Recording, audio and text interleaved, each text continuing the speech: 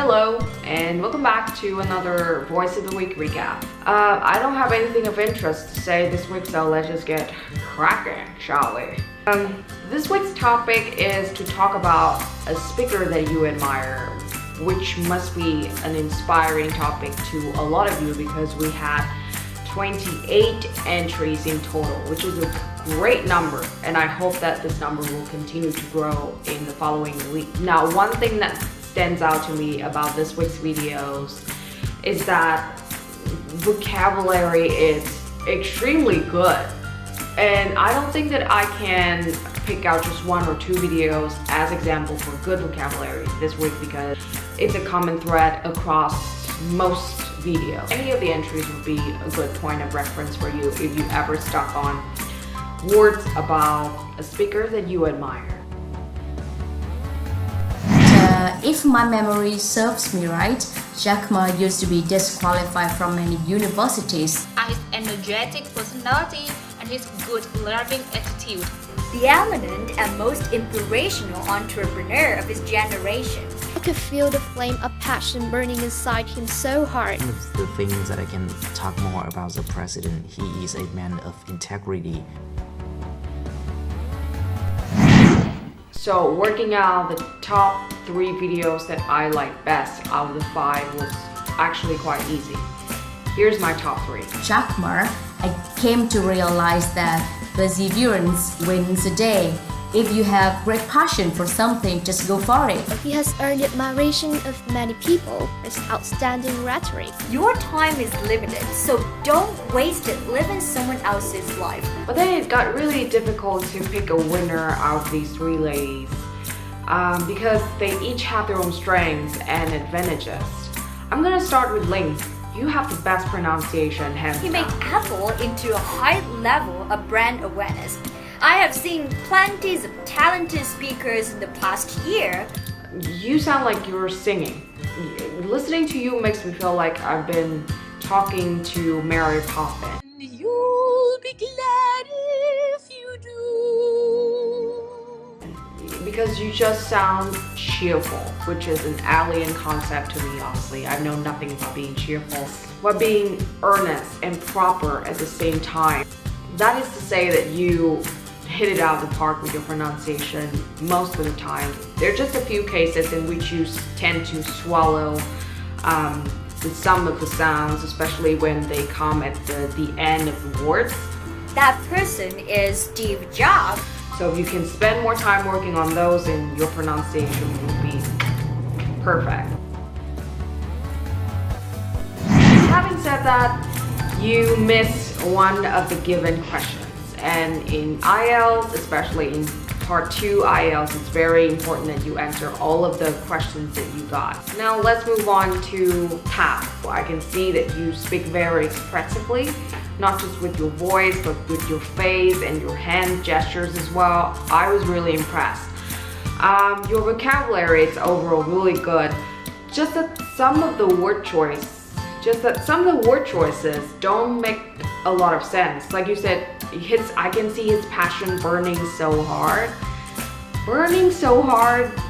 I don't know, I'm not sure about that. Likewise, pronunciation overall really good, but there are definitely some sounds that you can improve upon. For example, you tend to confuse between the B and the P. Your D sound is also not quite there yet. Like I noticed that you say that instead of that. Last but not least, we got 讨论. Now you answer all the questions perfectly well. All of the ideas are well aligned with the questions. The vocabulary is good, pronunciation is good. Again, there are some sounds, some words that you mispronounce. Most commonly, study. You said sturdy instead of study. If I were to suggest something, then refrain from saying you know a lot. I know that you have to fill in those awkward pauses when you need time to think, but I don't know, I just find it kind of distracting. So who to choose? Since we're on the topic of great speakers this week, I think it's worth it to discuss who would be great examples of IELTS speakers specifically. And in this regard, I do have a few names in mind. One of them is Ha. You might remember her as one of the guests from IELTS Face-Off last season.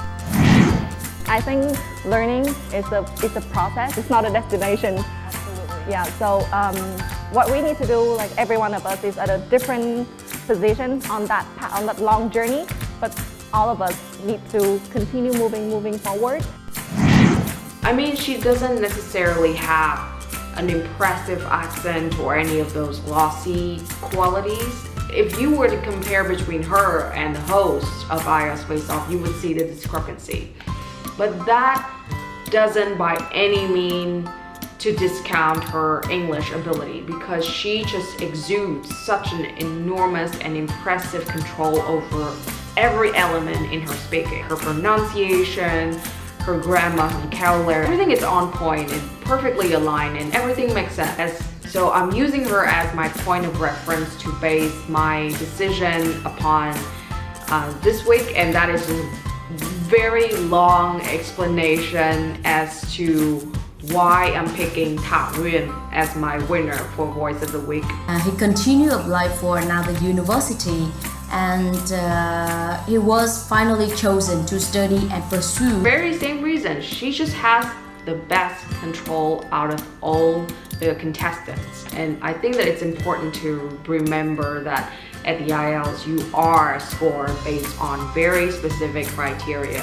Whoever can take into account the most out of those criteria would be the winner at the IELTS. Big congratulations to all the winners this week. You guys will receive free movie tickets at CGV, which is awesome. And for Nguyen, you also receive free scholarship at British Council. Now I really wish I had one more prize for most creative and most invested video, because I would really want to give it to this candidate. When it comes to public speaking, they did a great job about it.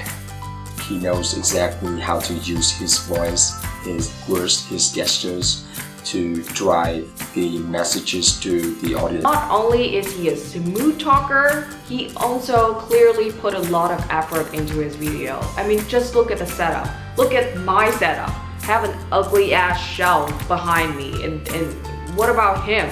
He has picture frames and all that pretty shit. Next time, buddy, you have to come back. You have to come back and impress me with your English as well as your setup, and then we can give you a proper prize, okay? So that's it for this week's Voice of the Week, and I will see you guys next time.